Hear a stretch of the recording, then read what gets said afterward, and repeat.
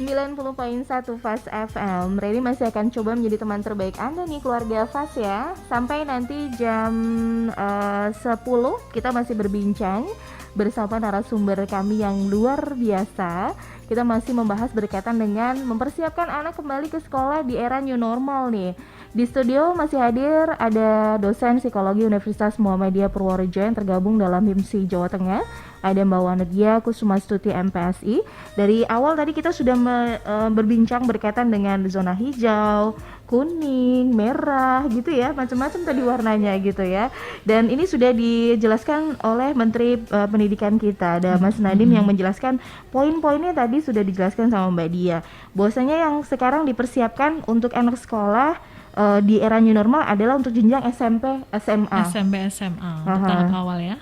Oke, setelah itu ada tahap evaluasi kembali yang harus dipersiapkan adalah tingkat sekolah dasar. Nah, ini bagaimana kelanjutannya ini, Mbak? Sampai bingung juga ngomongnya gitu. Mbak Reni aja galau ya. Apalagi ibu-ibu dan ayah-ayah di rumah ini. Oke. Ya, memang akhirnya semua akan kembali pada kebijakan wilayah. Wilayah itu nanti akan kembali, kalau di sini levelnya pendidikan, berarti nanti akan kembali ke level dinas pendidikan. Iya.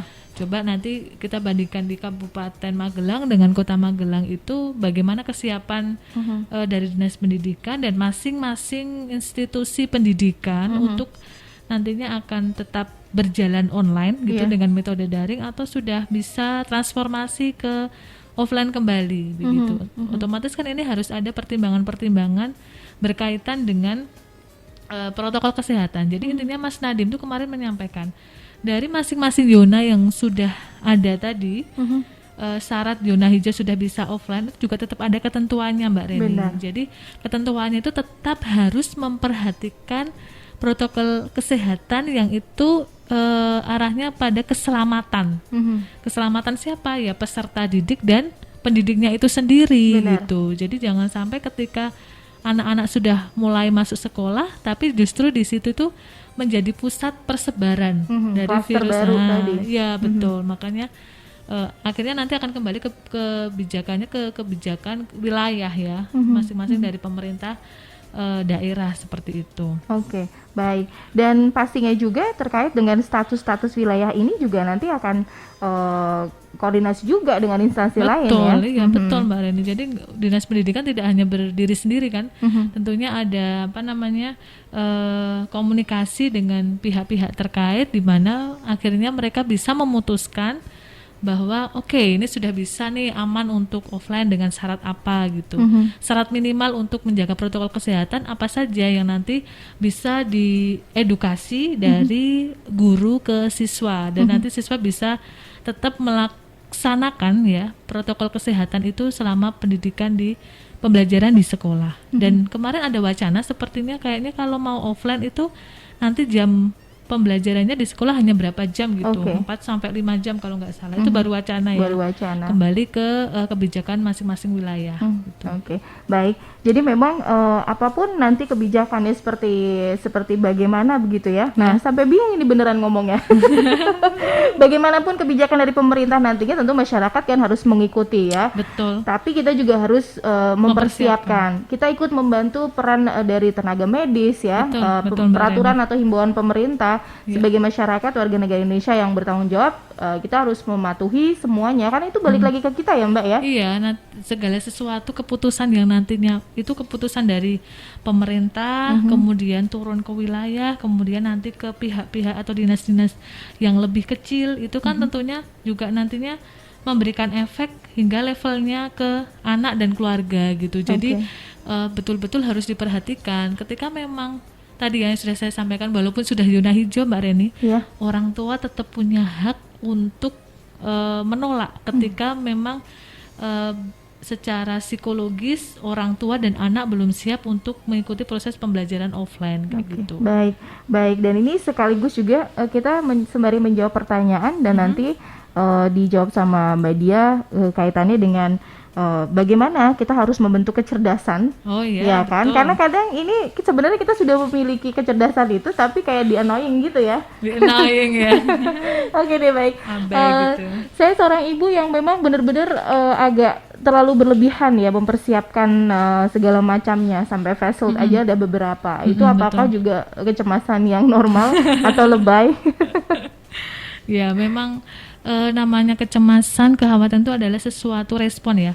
Respon yang itu wajar Mbak Reni, karena itu mungkin kecemasan itu muncul karena ketidakmampuan kita untuk mengatasi situasi yang kita rasa tidak nyaman, dan situasi itu berasal dari lingkungan luar gitu. Dan kondisi ini wajar sekali ketika ibu kemudian merasa bahwa dia merasa cemas, aduh nanti gimana kalau anakku mulai ke sekolah, kemudian harus mulai pembelajaran di sekolah, berarti kan dia merasa sebagai ibu harus prepare semuanya ya, prepare ya segala macam kebutuhan, masker, hand sanitizer, face shield dan lain sebagainya. Nah, tapi kita harus memahami bahwa ketika orang tua merasakan kecemasan berlebihan, itu juga akan memberikan gelombang tadi bilang kecemasan ke anak yang berlebihan juga ke anak, sehingga memang kita sendiri harus punya kecerdasan untuk bisa mengelola, menyesuaikan diri, adaptasi sebelum nanti kita bisa mengedukasi anak-anak kita. Jadi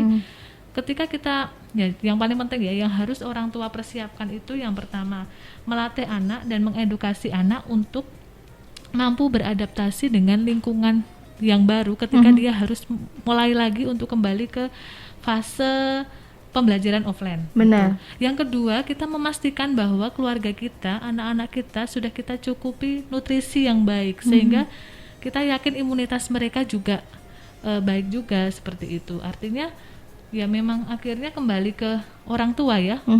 Regulasi emosi, pengelolaan emosi gitu. Bahkan kemarin kita sudah bahas tentang coping ya, cara mengelola stres. Bisa saja orang tua yang khawatir juga awalnya juga stres, nanti kalau anakku di sekolah bagaimana dan lain sebagainya.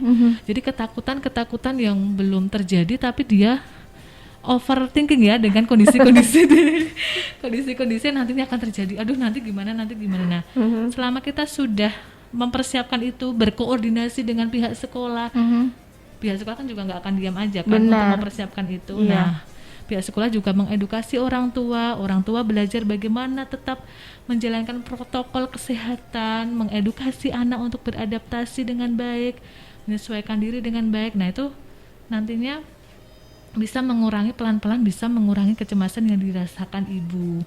Nanti efeknya juga akan baik Mbak Reni, ketika ibu sudah lebih tenang, anak juga akan lebih prepare, dia akan lebih siap untuk kembali ke sekolah gitu. Baik, jadi mungkin di rumah nih keluarga Fas yang memiliki permasalahan yang sama juga seperti pertanyaan tadi, bahwasanya ini adalah hal wajar kalau tidak berlebihan ya, dan tidak berkelanjutan. Betul. Jadi poin pentingnya adalah kalau kita mau anak kita tenang, berarti kita juga harus melatih diri kita secara emosi tenang. Maksudnya regulasi emosi kita juga harus baik. Nanti karena itu akan memberikan gelombang yang baik juga untuk anak. Gitu. Baik, terima kasih. Semoga ibu tadi yang bertanya lebih tenang ya. Khawatir di awal ini hanya untuk menjaga itu begitu respon ya, normal respon ya, normal. Asal jangan berkelanjutan aja gitu, jangan berlebihan. Baik, dan ketika memang anak-anak sudah dipersiapkan, mereka sudah kembali lagi mempersiapkan untuk sekolah tatap muka ini Mbak Dia. Persiapan mental apa lagi yang harus disiapkan mereka ketika kemarin kan udah lebih dari 3 bulan nih mereka tidak terjadwal atau manajemen waktunya agak berubah juga sudah nih Pak. Mulai banyak perubahan ya. Nah, yang pertama memang tadi sudah saya sampaikan bahwa orang tua itu harus konsisten melatih anak untuk beradaptasi dengan situasi. Ya, awalnya situasi belajar offline, kemudian harus online, dan sekarang harus offline. Berarti kan ini proses transformasi ini kan harus ada perubahan nih, mitigasi pendidikan lagi nih. Selama beberapa bulan ini ada perubahan-perubahan dalam proses pembelajaran. Jadi anak itu sebenarnya punya fitrah adaptasi yang baik Mbak Reni. Dia sebenarnya, ya kan? Tinggal bagaimana kita mengembangkan kemampuan adaptasi fitrah anak untuk beradaptasi di lingkungan sosial itu. Nah, jadi memang kita orang tua harus memiliki kemampuan adaptasi yang baik. Nanti dia bisa mengedukasi dan melatih anak untuk beradaptasi lagi. Oh adik besok sudah mau sekolah, berarti harus dipersiapkan lagi nih, bangun jam berapa gitu kan, berarti manajemen waktu ini harus diatur ulang lagi, di riset lagi. Kemudian nanti tugasnya bagaimana, atau mungkin di sekolah belum full sampai siang, hanya berapa jam. nanti berarti harus ada pola lagi nih di rumah. Nanti mulai diatur lagi pembelajaran yang efektif untuk anak gitu.